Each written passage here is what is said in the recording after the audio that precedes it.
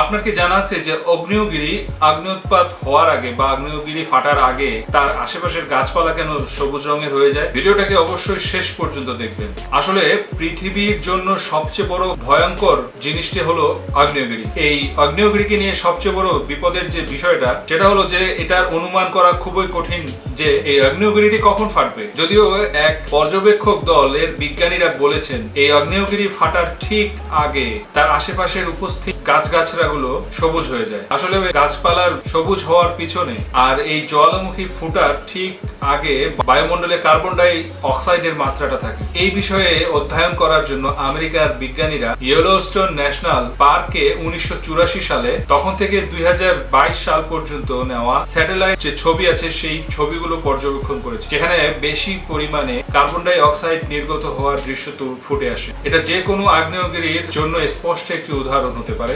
এরকম